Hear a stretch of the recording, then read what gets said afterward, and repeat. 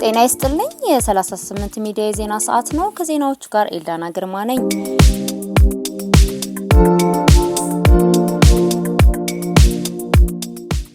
የኢትዮጵያ ኢንቨስትመንት ኮሚሽን ሰኔ 30 በተጠናቀቀው የ2018 በጀት ዓመት 4.32 ቢሊዮን ዶላር የውጭ ቀጥተኛ ኢንቨስትመንት መሳብ እንደቻለ አስታወቀ። በበጀት ዓመት ወደ ሀገሪቱ የገባው የውጭ ቀጥተኛ ኢንቨስትመንት ከቀደመው ተመሳሳይ ወቅት ጋር ሲነጻጸር የ8 በመቶ ብልጫ እንዳለው ኮሚሽኑ ገልጸዋል። ኮሚሽኑ የስኬት ከጥቂት ወራት በፊት በተካሄደው አራተኛው ኢንቨስት ኢን ኢትዮጵያ ፎረም ላይ ቃል የገቡና በቅርቡ ኢንቨስትመንት ፍቃድ የወሰዱ ኩባንያዎችን እንደማይጨምርም ጠቅሰዋል። የነዳጅና ኢነርጂ ባለስልጣን ከግንቦት 29 ጀምሮ ባደረገው አሰሳ በተለያዩ ከተሞች የ12 የነዳጅ ማደያዎችን በጊዜያዊነት አገደ።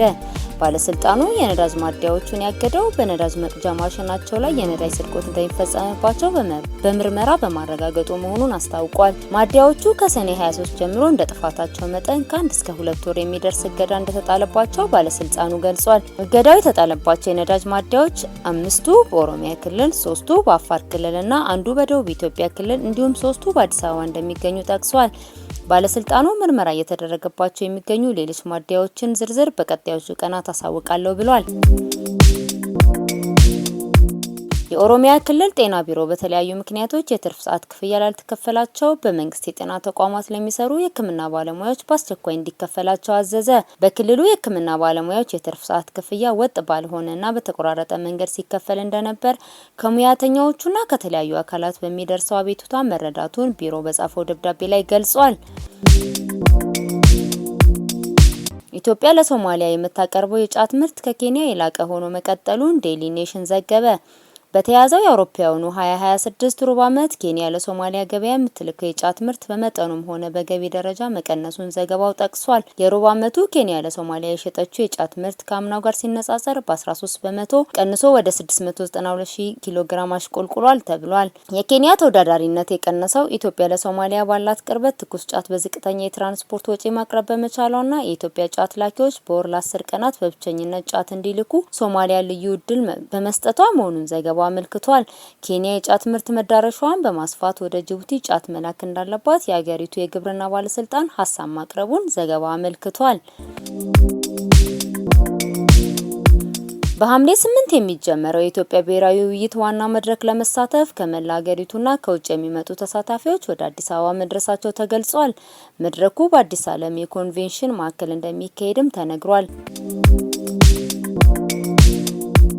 የአዲስ አበባ ከተማ አውቶቡስ አንበሳ ሲቲ ባስ ከ1200 በላይ አውቶቡሶችን በማሰማራት በአዲስ አበባ በሸገር ከተማ መጓጓዣ አገልግሎቱን እያስፋፋ መሆኑን ተገልጿል። በዚህ ሳምንት መጨረሻ በአዲስ አበባ የባህልና የማህበረሰብ ዝግጅቶች እንደሚካሄድም ታውቋል። ከነዚህም መካከል በፈንዲካ የሚካሄደው የሐምሌ ባዛር ይገኝበታል።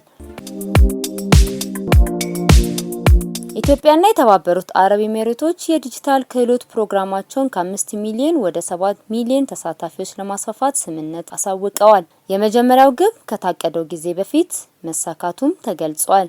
በኢትዮጵያ የወርቅ ማዕድን ስራ የሚያከናውነው አኮቦ ሚኒራልስ በሰኔ ወር ከፍተኛ የወርቅ ምርት ማስመዝገቡን አስታውቋል።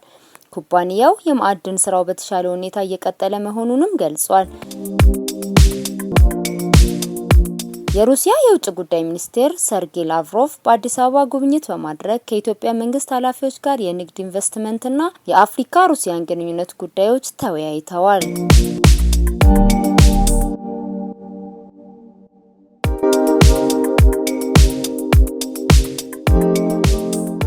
ሰላም ጤና ይስጥልኝ። ይህ 38 ሚዲያ ነው። አሁን በሳምንቱ የተሰሙ አበይት ዓለም አቀፍ መረጃዎችን የምናደርስበት ሰዓት ነው። መረጃዎቹን የማቀርብላችሁ ቴዎድሮስ ክንዴ ነኝ።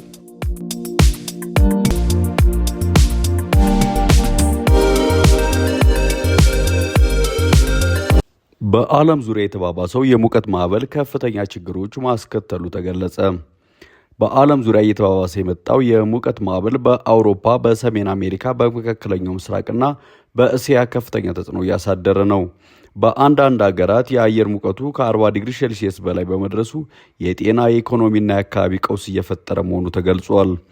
በአውሮፓ ስፔን፣ ጣሊያን፣ ግሪክና ፈረንሳይን ጨምሮ በበርካታ አካባቢዎች ከፍተኛ ሙቀት ተመዝግቧል። በደን ቃጠሎ ሰፋፊ መሬቶች ወድመዋል። በሺዎች የሚቆጠሩ ነዋሪዎችም ከመኖሪያቸው ለመልቀቅ ተገደዋል።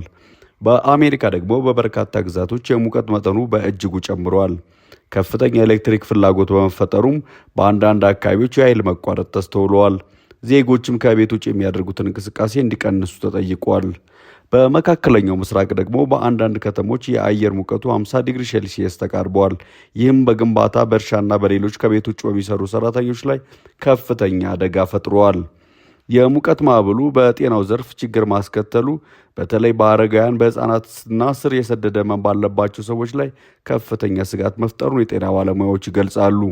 የተባበሩት መንግስታትና የአየር ንብረት ባለሙያዎች የሙቀት መጨመሩ ከዓለም አቀፍ የአየር ንብረት ለውጥ ጋር በቀጥታ የተያያዘ መሆኑን በመግለጽ የበካይ ጋዞችን ልቀት ለመቀነስና ሀገራት የአየር ንብረት መላመድ እርምጃዎች እንዲያጠናክሩ ጥሪ አቅርበዋል። የአየር ባለሙያዎች በሚቀጥሉት ሳምንታት በአንዳንድ የዓለም ክፍሎች የሙቀት ማዕበሉ ሊቀጥል እንደሚችል በማስጠንቀቅ ዜጎች በቂ ውሃ እንዲጠጡ፣ በፀሐይ ስር ረጅም ሰዓት እንዲቆዩና የመንግስታትን የጥንቃቄ መመሪያዎች እንዲከተሉ አሳስበዋል።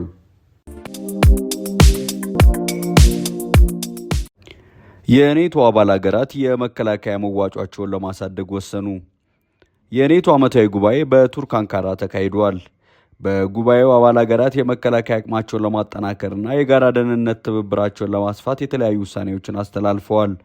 አባል ሀገራቱ በቀጣዮቹ ዓመታት ለመከላከያ የሚመድቡትን በጀት ከአጠቃላይ ኢኮኖሚያቸው እስከ 5% እንዲያደርሱ የተደረሰው ስምምነት ከሁሉም ትኩረት የሳበ ሆኗል። ጉባኤው በተጨማሪ ለዩክሬን የሚሰጠው ወታደራዊና የደህንነት ድጋፍ እንደሚቀጥል ተገልጿል። የኔቶ ኃላፊዎች ይህ ድጋፍ የአውሮፓን ደህንነት ለማረጋገጥ አስፈላጊ ነው ሲሉ ያብራራሉ። በሌላ በኩል ሩሲያ የኔቶ የመከላከያ እርምጃዎች በአካባቢው ውጥረትን ሊያባብሱ እንደሚችሉ በተደጋጋሚ ገልጻለች። በጉባኤው ወቅት የአሜሪካው ፕሬዝዳንት ዶናልድ ትራምፕ አባል ሀገራት የመከላከያ ወጪያቸውን እንዲያሳድጉ በድጋሚ ጠይቀዋል። አንዳንድ ተንታኞች ይህ ውሳኔ የአሊያንሱን አቅም ሊያጠናክር ይችላል ሲሉ፣ ሌሎች ደግሞ በዓለም ላይ ያለውን ውጥረት ሊጨምር እንደሚችል ያስጠነቅቃሉ። እነዚህ ውሳኔዎች በዓለም ደህንነት ላይ የሚያሳድሩት ተጽዕኖ፣ የሩሲያ ምላሽ እንዲሁም ይህ ሁኔታ በምስራቅ አውሮፓና በመካከለኛው ምስራቅ ያለውን ውጥረት ይቀንሳል ወይስ ያባብሰዋል የሚለው ጥያቄ አሁንም ማነጋገሩን ቀጥሏል። የአሜሪካና ኢራን ግጭት እንደገና ማገርሸቱ ተሰማ። ከሰኔ ወር አጋማሽ በኋላ በኳታር በፓኪስታንና በሌሎች አሸማጋዮች ድጋፍ በሁለቱ ሀገራት መካከል ያለውን ጦርነት ማስቆምና በድርድር ወደ መፍትሄ መሄድ ያለመ የተኩስ አቁም ስምምነት መደረሱ የሚታወስ ነው። ነገር ግን በዚህ ሳምንት በሆርሙዝ ባህር ሰርጥ አካባቢ በንግድ መርከቦች ላይ የደረሱ ጥቃቶችና የደህንነት ስጋቶችን ተከትሎ የአሜሪካ ፕሬዚዳንት ዶናልድ ትራምፕ የተኩስ አቁሙ አብቅቷል ሲሉ አስታውቀዋል። ይህን ተከትሎም የአሜሪካ ጦር በኢራን ውስጥ የሚሳኤል ድሮንና ወታደራዊ ተቋማትና መሰረቶች ላይ አዳዲስ የአየር ጥቃቶችን ፈጽመዋል። በምላሹም ኢራን በባህሬንና በኩዌት በሚገኙ የአሜሪካ ጦር ሰፈሮች ላይ ከፍተኛ የሚሳኤልና የድሮን ጥቃት ሰንዝራለች። የኢራን ጦር ባወጣው መግለጫ በኩዌት የሚገኘውን የአሜሪካ ፓትሪዮት የአየር መከላከያ ስርዓት፣ በኳታር የሚገኝ የቅድመ ማስጠንቀቂያ የሳተላይት መገናኛ ማዕከልና በባህሬን የሚገኙ ወታደራዊ ነዳጅ ማከማቻዎችን በተሳካ ሁኔታ መምታቱን በይፋ አስታውቋል። ጥቃቱ የተወሰደው አሜሪካ በኢራን የባህር ጠረፍ ላይ የሚገኙ 90 ወታደራዊ ኢላማዎችን በመምታት ከፍተኛ ጉዳት ማድረሷን ተከትሎ የተወሰደ የአጸፋ እርምጃ ነው። እርምጃውን ተከትሎ በባህሬንና በኩዌት የማስጠንቀቂያ ደወሎች ሲሰሙ ያደሩ ሲሆን የኢራን ባለስልጣናት አሜሪካ ጥቃቷን ከቀጠለች እርምጃ የበለጠ እንደሚበረታ አስጠንቅቀዋል። የሆርሙዝ የባህር ሰርጥ ደህንነት አሳሳቢ ሆኖ የቀጠለ ሲሆን ዓለም አቀፉ ማህበረሰብ በስጋት ውስጥ ወድቋል። እስካሁን በኢራን በኩል በተሰነዘሩ ጥቃቶች የደረሰው የሰውና የንብረት ጉዳት መጠን በዝርዝር ባይታወቅም የቀጠናው ሀገራት ከፍተኛ ወታደራዊ ዝግጅት እያደረጉ መሆኑን አልጀዚራ ዘግበዋል። በጦርነቱም በሆርሙዝ ባህር ሰርጥ የሚደረገው የንግድ መጓጓዣ ላይ ስጋት የተፈጠረ ሲሆን የነዳጅ ዋጋ ንሯል። የዓለም የፋይናንስ ገበያዎችም መዋዠቅ ጀምረዋል። እስካሁን ድረስ ሁለቱም ወገኖች የተሟላ ጦርነት ውስጥ መግባት እንደማይፈልጉ ቢገልጹም የቅርብ ቀናት ወታደራዊ እርምጃዎች የተኩስ አቁም ስምምነቱን ለመተግበር ያላቸው ፍላጎት በእጅጉ ደካማ መሆኑን አሳይቷል። ቀጣይ የዲፕሎማሲ ጥረቶች ውጥረቱን ለመቀነስ የሚያደርጉት አስተዋጽኦ የሚጠበቁ ሆነዋል።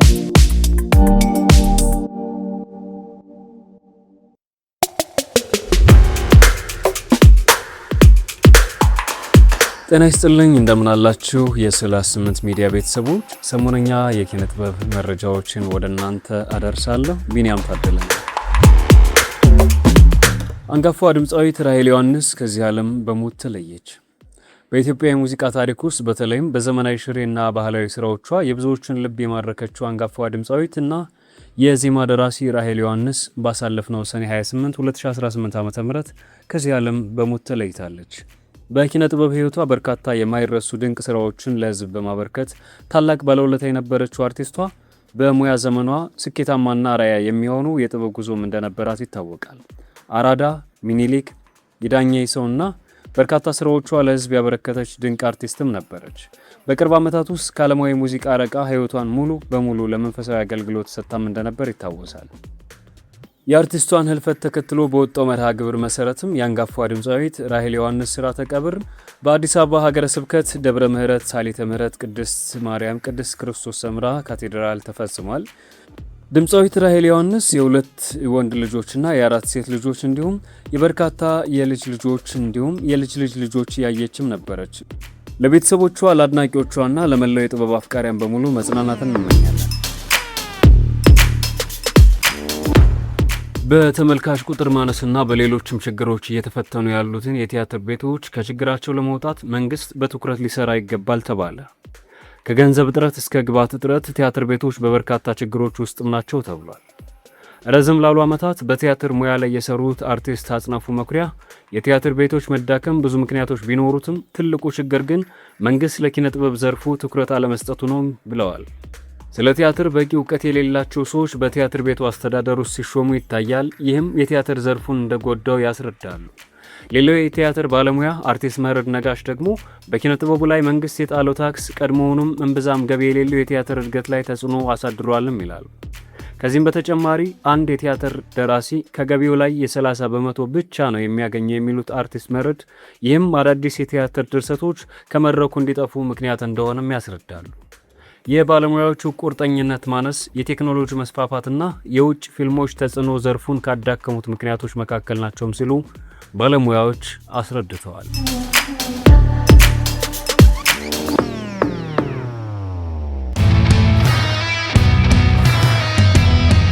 ሰላም እንደምቆያችሁ ከ38 ሚዲያ በሳምንቱ ሲካሄድ የነበሩ የሀገር ውስጥ የዓለም ዋንጫ ጨዋታዎችና የዝውውር መረጃዎች ይዘንላችሁ መጥተናል። ከመረጃዎቹ ጋር ዳንኤል ቱሪንን አብራችሁን ቆዩ።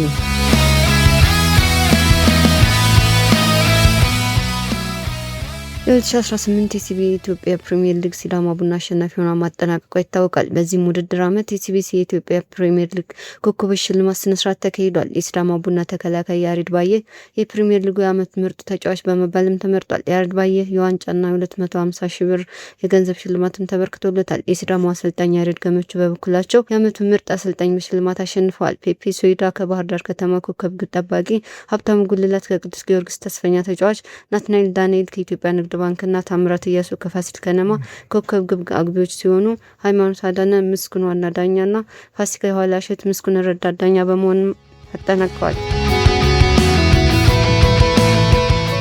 ዓለም ዋንጫዎችን ስንመለከት የ2026 ፊፋ ዓለም ዋንጫ አዘጋጅ ሀገራት ወደ 16 ጥሎ ማለፍ መግባት ቢችሉም ወደ ሩብ ፍጻሜው ሳያልፉ ቀርተዋል። ካናዳ በሞሮኮ፣ ሜክሲኮ በእንግሊዝ፣ አሜሪካ ደግሞ በቤልጂየም 4-1 በሆነ ሰፊ ውጤት ተሸኝተዋል። የ2026 ዓለም ዋንጫ 48 ሀገራትን ቢያሳትፍም አሁን ላይ 42 ሀገራትን አሰናብቶ በ6 ሀገራት የሩብ ፍጻሜ ጨዋታ እያካሄደ ይገኛል። በ2026 ዓለም ዋንጫ ጨዋታ የሩብ ፍጻሜ ማጣሪያ ላይ ያልተጠበቁና አጓጊ ውጤቶችንም እያሳየን ይገኛል። በዘንድሮ ውድድርም ለዋንጫ ጠብቃቸው የነበሩ ሀገራት ከወዲሁ ተሰናብተውም ተመልክተናል።